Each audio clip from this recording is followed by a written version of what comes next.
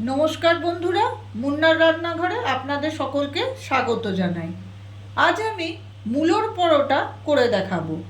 তার জন্য আমার যা যা লাগবে, অবশ্যই আমি এখানে গোটা 3-4টে বড় এরম সাইজের মূলোকে গাগুলোকে সুন্দর করে ছাড়িয়ে ধুয়ে রেখেছি। আর যেটা লাগবে, ময়দা লাগবে পরোটাটা করার জন্য। এখানে আমি কিছু লঙ্কাকে কুচো করে রেখেছি আর খানিকটা ধনেপাতা কুচিয়ে রেখেছি।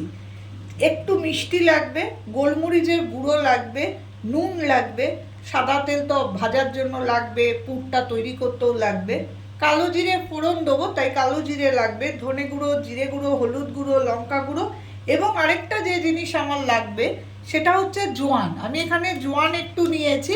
এই জোয়ানটা আমি ওই যখন মূলোটা ঘষে খানিকক্ষণের জন্য ঢাকা দিয়ে রাখতে হয় যাতে মূলোটা নরম হয়ে যায় মূলোর জলে। নুন আমি কিন্তু দেব না, কারণ নুন দিলে বেশি জল বেরিয়ে যায়। আমি শুধু ওই একটুখানি ওই গোটা জোয়ানকে এর মধ্যে ছড়িয়ে দেবো, আর একটুখানি গোলমরিচের গুঁড়ো ছড়িয়ে মূলোটাকে ভালো করে কুড়ে নিয়ে আমি ঢাকা দিয়ে আধ ঘন্টার জন্য রেখে দেবো। তারপর আমি আবার ফিরে আসছি।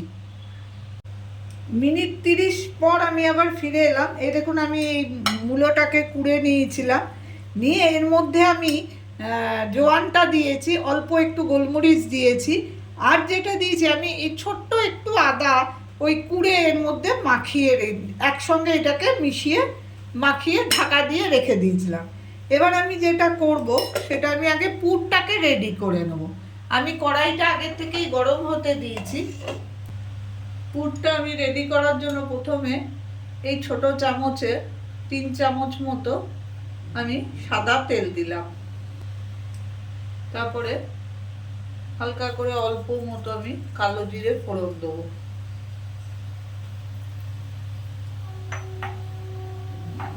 ফোড়নটা একটু হতে দেবো। ফোড়নটা আমার হয়েই গেছে। আমি অল্প একটু হলুদ দেবো যাতে রংটাও আসে আর না ছিটকায়। এবারে আমি এই যে ঢাকা দিয়ে মূলোটাকে রাখলাম সেইটা আমি তেলের মধ্যে দিয়ে দেবো। এই জোয়ানটা দেওয়ার ফলে খুব সুন্দর একটা গন্ধ হয়, খেতেও ভালো লাগে, আর জোয়ানটা তো খাওয়াও ভালো। এবারে আমি এটাকে নাড়তে থাকবো বাড়িয়ে বাড়িয়ে, কারণ এর থেকে একটা জল বেরোবে, বেরিয়েওছে একটু। এটাকে পুরো সুন্দর করে আমি শুকিয়ে নেব। এই সময় আমি নুনটা দেব পরিমাণ মতো, অল্প একটু গোলমরিচের গুঁড়ো আবার একটু ছড়িয়ে দেবো, একটু মিষ্টি দেবো,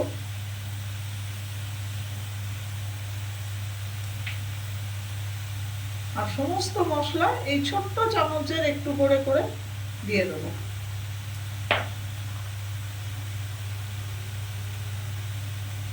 অল্প একটু করে দেবে ধনে গুঁড়ো, জিরে গুঁড়ো, আর একটু আমি হালকা একটুখানি আমি খুবই অল্প আমি একটু লঙ্কার গুঁড়ো দেবো যাতে রংটা ভালো আসে।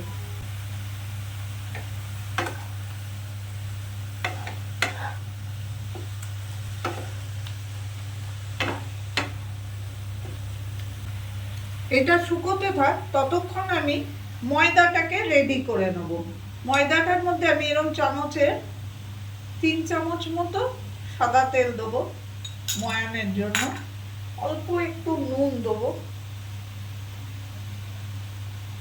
আর কিছু দেবো না। এটাকে ভালো করে প্রথমে মিশিয়ে নেব। ময়দাটাকে মেখে একটুখানি ঢাকা দিয়ে রাখতে হয়, সেইটা রেডি করে নিই যতক্ষণ না আমার পুরটা পুরোপুরি রেডি হয়ে যাচ্ছে। আমি এই যে কাঁচা লঙ্কা কুচি আর ধনেপাতা কুচি করে রেখেছি, এটাও আমি এই ইয়ের মধ্যে মূলোটার মধ্যে দিয়ে দেবো, পুরটার মধ্যে একসঙ্গেই সব হতে থাক।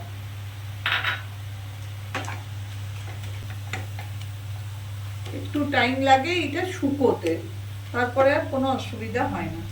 এবারে আমি ময়দাটাকে সুন্দর করে মেখে নিচ্ছি অল্প অল্প জল দিয়ে।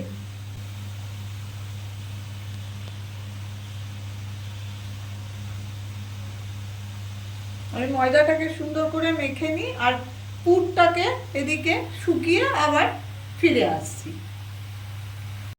দেখুন আমি না পুরটাকে ভালো করে শুকিয়ে একটু ঠান্ডা হতে বড় বাটিতে রেখে দিয়েছি।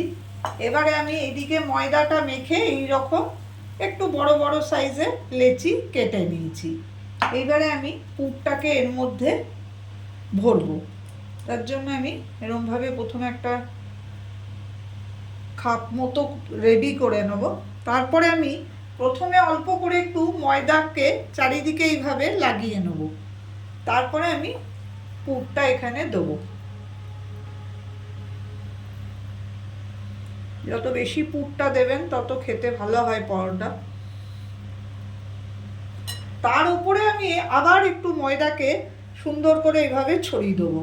তাতে আমার এটা শুকনো ভাবটা থাকবে, তাতে আমার বেলতে পরবর্তী ক্ষেত্রে সুবিধা হবে। এবারে আমি ভালো করে এটাকে চেপে চেপে ভেতর দিকে ঢুকিয়ে সুন্দর করে মুখটাকে এইভাবে মুড়িয়ে নেব।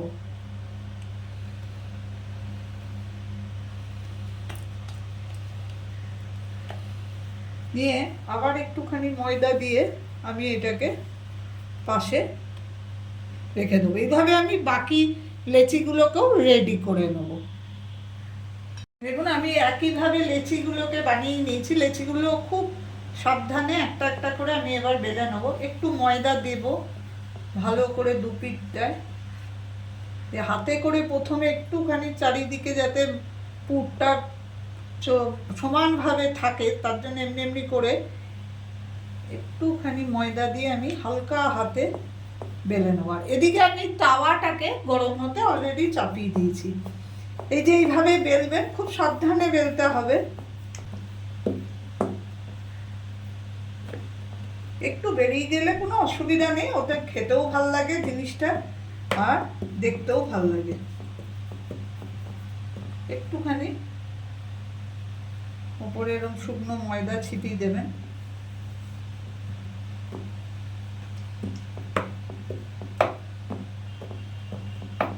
হালকা হাতে আমি বেলে নিলাম। এবারে আমি পরোটাটাকে এখানে গরম তাওয়ার মধ্যে সুন্দর করে দিয়ে দেবো। এবারে আমি সুন্দর করে এটাকে প্রথমে খুব ভালো করে সেঁকে নেবেন, তারপরে পরোটাটা হতে দেবো।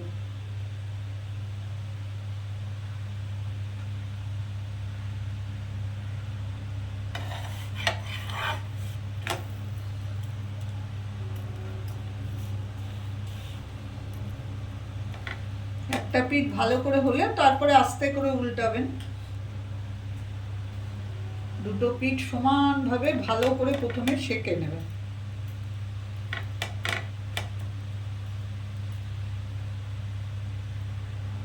এইভাবে পরোটা বানিয়ে রাতে ডিনারেও খেতে পারেন, টিফিনেও খেতে পারেন, বাচ্চাদের স্কুলেও দিতে পারেন, খুব ভালো হয়। পুরটা বানিয়ে রেখে দিলেন চটজলদি, তাহলে পরোটাগুলো হয়েও যায়।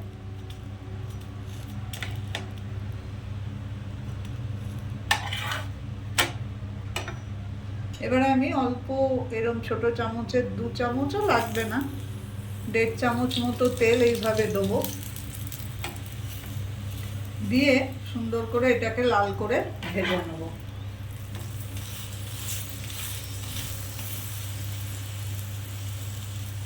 কি সুন্দর দেখুন ফুলে ফুলে উঠছে গোটা পরোটাটা। আমি খুব বেশি তেল দেবো না। এই সময় একটু আঁচটা কমিয়ে দেবো গ্যাসে, একটু হালকা আছে একটু রেখে রেখে এটাকে পরোটাটাকে ভাজবো। তাহলে পরোটাটা খুব মচমচে হবে আর খেতেও খুব ভালো হবে, আর ভেতরটাও সুন্দর ভাজা হয়ে যাবে।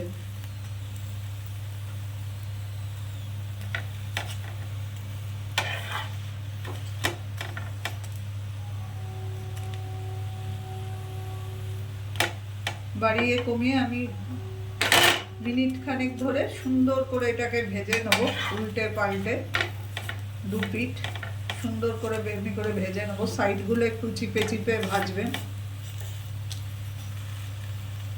দেখুন কি সুন্দর আমার পরোটাটা পুরোটা ফুলে উঠছে।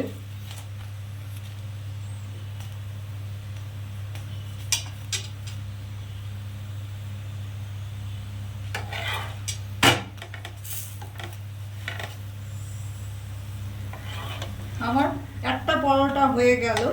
এইভাবে আমি বাকি পরোটাগুলো রেডি করে নেব। তৈরি হয়ে গেল খুব সুন্দর টেস্টের মূলোর পরোটা। আমি সস দিয়ে পরিবেশন করব, আপনারা দই দিয়েও টক দইয়ের সঙ্গে পরিবেশন করবেন বা কোনো ডাল জাতীয় জিনিসের সঙ্গে পরিবেশন করতে পারেন। যদি আমার রেসিপিটা আপনাদের ভালো লাগে তো প্লিজ আমার চ্যানেলটাকে সাবস্ক্রাইব করে নেবেন, লাইক করবেন, শেয়ার করবেন। আমি উপস্থিত হব আবার অন্য কোনো দিন অন্য কোনো নতুন ধরনের রেসিপি নিয়ে।